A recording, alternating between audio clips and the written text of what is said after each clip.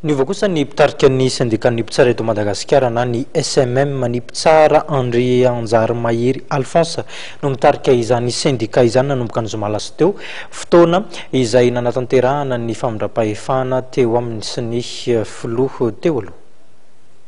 Ny famerenana ny fitokisan'ny vahoaka ny fitsarana, fametrahana ny tany-tandalana ary ny fanatanterahana ny fehi-kevitra ny vahoaka tamin'ny fivoriam-be mpitsara izay notanterahana tamin'ny taona 2024. Ireo ny lahara-pamehan'ny filohan'ny syndikan'ny mpitsara eto Madagasikara, André Anjary Mahery Alphonse. Ny priorité-ny syndika zany dia ny famerenana ny fitokisan'ny vahoaka ny fitsarana zany. Zay tena priorité indrindra ny syndika satria fandraisika malala fa somary kian'ny olona ny kian'ny vahoaka mihitsy zany ny fitsarana tantoato. Zay zany asehona indrindra asa priorité zany dia ny famerenana ny fitokisan'ny vahoaka ny fitsarana. Manaraka an'izay ny fampanajana ny tany-tandalana zavatra ezaka tena goavana izy io zany amin'izao renan'ny krizy zao. Kanefa dia araky ny tenenina teo tsy maintsy hatao zany vaindoaramba ny fanajana zay tany-tandalana zay. Manaraka an'izay mahasindikanay misy ny zo tokony ho azo mifandraika amin'ny statut magistrature zay mbola tsy azo mifandraikina ihany koa zay zany ankoatran'izay maro tsy maintsy hoeninareo amin'ny andalana zany fa ireo zavatra telo anankitelo zany tsy maintsy ho ataonay zany amin'izao fanomboan'ny mandaza.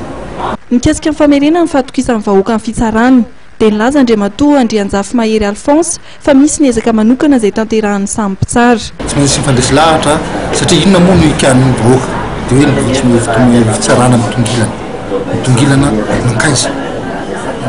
Ny sasany miteny hoe manome rariny fitondra fotsiny amin'ny intervention. Sasany miteny hoe resaka arabola fotsiny no mahatonga an'ilay fitsarana mitongilana amin'ilay décision vahoaka.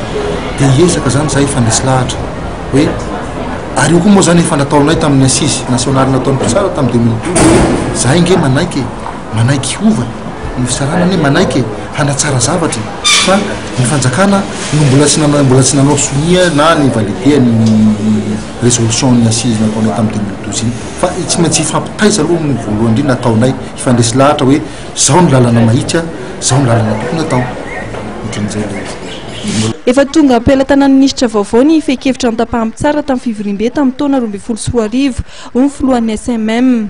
Efa ny fotonana amin'izao ankehitriny moa nangataka taminay dia efa nomenay ny voalohany tamin'izany moa ny ministre ny justice efa nomenay nizay izy satria nitahaka an'izay tamin'ny herinandro lasa.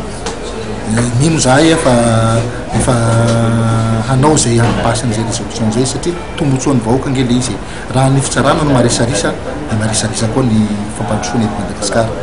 Dia izay no mahatonga ny mesista hoe raha io no tanteraka dia ngamba nandroso ny Madagasikara. Vonina hiasa amin'ny fanatsarana ny tontolon'ny fitsarana ny filohan'ny SMM vaovao.